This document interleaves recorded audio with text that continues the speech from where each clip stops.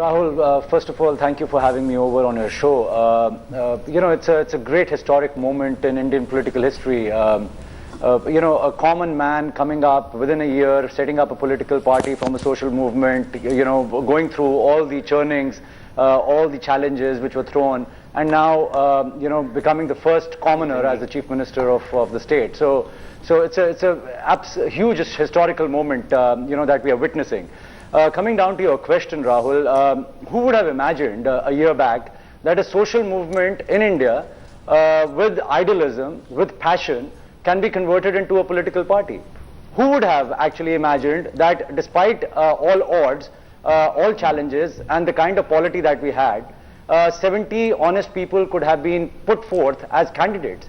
Who would have imagined a year back that yes, Indian elections can be run with clean white money, with meager amount, with the giant shark sitting on the other side, ready to eat you away?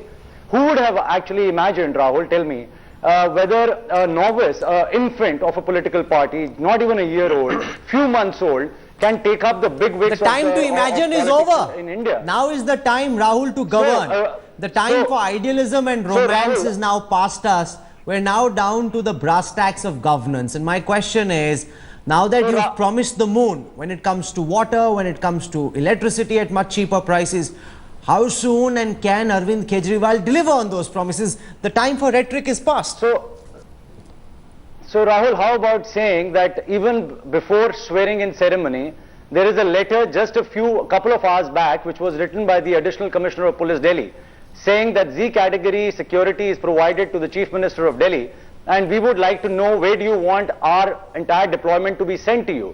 And Arvind, in his own very simplistic style, thanking and acknowledging their concern for him and saying, thank you very much, please, I do not want this security, I'm a common man, please allow me to stay as a common man.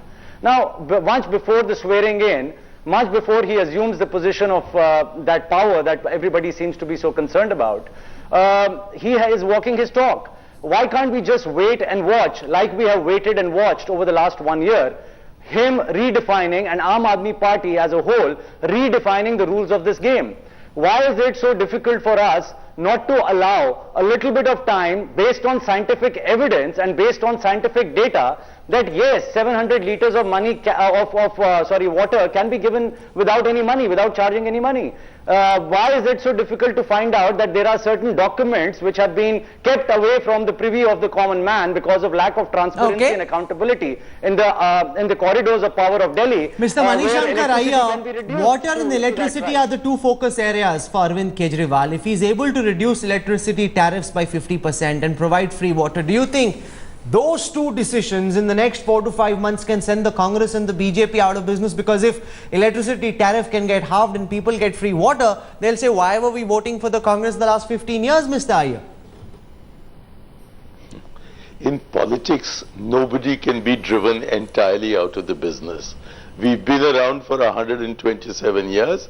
We're here for another 127. Occasional setbacks are normal in this game. But I really do hope that Arvind Kejriwal will be able to demonstrate what he has promised to do and then sustain it. He's been made the Chief Minister for 5 years. Let us see whether he is able to sustain these dramatic promises over a 5-year period and give us a kind of government that it is almost impossible Mr. Iyer, the Congress has already begun its double speak. We saw earlier a letter from the Congress which said, we offer Arvind Kejriwal unconditional support. This morning, when former Chief Minister Sheila Dikshit spoke, she said, there is no unconditional support. It will be conditional support based on the promises, based on specific issues. So what are these games that the Congress has already begun to play? Is the support unconditional? Is it not unconditional? After having written a letter saying that you've offered unconditional support, now you are saying suddenly, moments after he's gone and met the Lieutenant Governor, that the support is not unconditional. What's going on, Mr. Iyer? We've given him unconditional support to form the government. We provided him with the majority which will enable him to run the government. Now, what is he going to do over the next 5 years? So long as it is good government, so long as it is corruption-free government, So long as it is sensible